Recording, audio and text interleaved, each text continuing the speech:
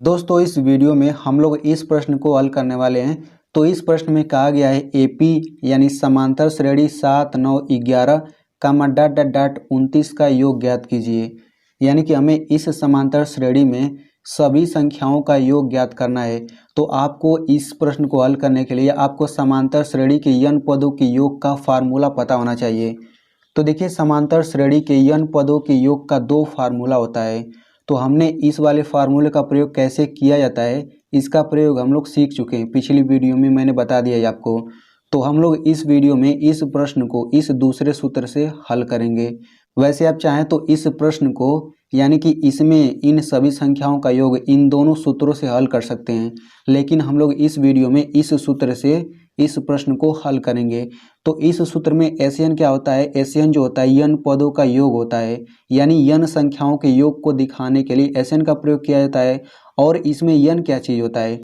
तो देखिए n जो होता है तो किसी भी समांतर श्रेणी में जितनी संख्याओं का हमें योग ज्ञात करना है वही n का मान होता है। जैसे इस समांतर श्रेणी में 7 से लेकर 29 तक जितनी भी संख्याएं होंगी वही n का मान होता है। जैसे मान लीजिए 7 से लेकर 29 तक अगर 4 संख्याएं हैं तो n बराबर 4 हो जाएगा। 7 से लेकर 29 तक अगर 20 संख्याएं होंगी तो n बराबर 20 होगा। तो आई होप आपको समझ आ गया होगा। और इसमें a जो होता है समांतर श्रेणी की पहली संख्या को a कहते हैं, यानी a बराबर 7 है। और l जो होता है समांतर श्रेणी की अंतिम संख्या को l कहते हैं, यानी कि l बराबर 29 है। तो यहाँ पे आप देख सकते हैं कि a का मान हमें 7 पता है, l का मान 29 पता है, लेकिन n का मान क्या चीज़ है? n का मान हमें नहीं पता है। तो सबसे पहले हम लोग n का मान पता करेंगे, फिर इसी फार्मूले में सभी को रख देंगे, फिर हमारा आंसर आ जाएगा। ठीक है, तो इस समांतर श्रेणी में सबसे पहले n का मान निकालेंगे। तो n का मान निकालने के लिए हम लोग सबसे पहले जो जो चीज़ दिया उसे लिख लेते हैं। तो समांतर श्रेणी का पहला संख्या 7 दिया गया है, यानी कि a बराबर 7 दिया गया है। और इसमें हम लोग सर्वांतर निकाल लेते हैं। तो सर्वांतर d होता है। इसका मान निकालने के लिए शुरू के दो संख्या हम लोग ले लेते हैं, फिर अगली संख्या में से पिछली संख्या को घटा देते हैं, यानी 9 में से 7 घटा कितना आ जाएगा? 2 आ जाएगा। और इसमें अंतिम संख्या 29 है, यानी कि l बराबर 29 दिया गया है। तो हम लोग n का मान कैसे निकालेंगे? हम लोग n का मान nवां पद का फार्मूला आपने पढ़ा होगा उससे निकालेंगे। तो nवां पद का फार्मूला क्या होता है? nवां पद का फार्मूला होता है an बराबर a plus n minus 1 into D. ये nवां पद का फार्मूला होता है।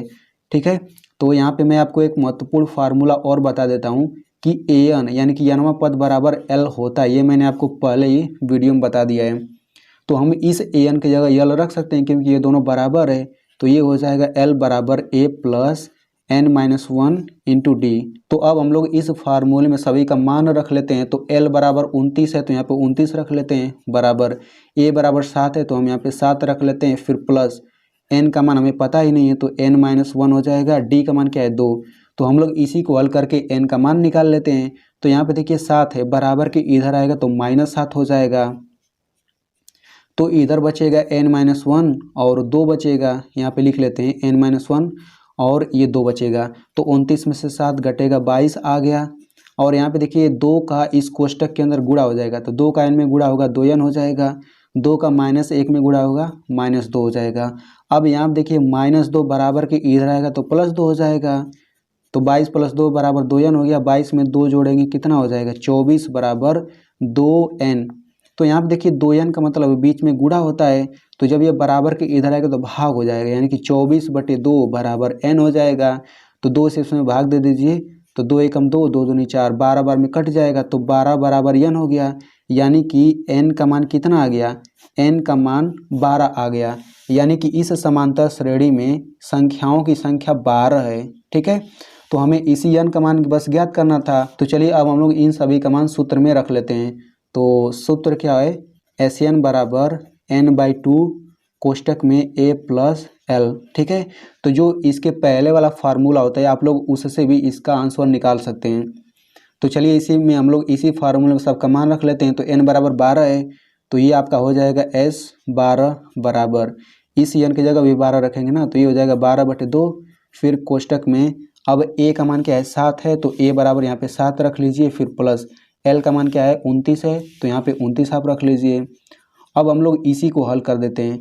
तो इसे हल करने से पहले मैं आपको एक बात बोलना चाहता हूं कि आप लोग इस वीडियो को एक लाइक कर दीजिए मेरी मेहनत के लिए, और इस वीडियो को अपने दोस्तों के साथ ज़रूर शेयर करिएगा ताकि वो भी इतनी सरल तरीके से समझ सकें।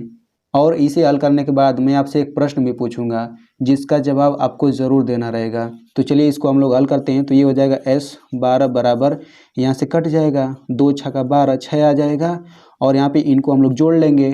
तो जोड़िए, तो 9 7 16, 2 1 3, ये आ जाएगा 36। तो यहाँ से S बराबर कितना हो जाएगा, तो यहाँ पे देखिए जब हम लोग बड़ा कोष्ठक हटाएंगे तो यहाँ पे गुणा हो जाएगा। तो 6 का हम लोग गुणा कर लेते हैं, तो 6 6 36 हासिल 3, 36 18 3 21, यानी कि इन सभी संख्याओं को जोड़ने पर हमारा कितना आएगा आंसर, 216। तो यही जो होगा आपका आंसर हो जाएगा। तो अब मैं आपसे सवाल पूछ लेता हूँ। तो सवाल है AP 1 2 3 25 का योग ज्ञात कीजिए। तो इसका आंसर कितना आएगा आप लोग कमेंट करके ज़रूर बताइएगा।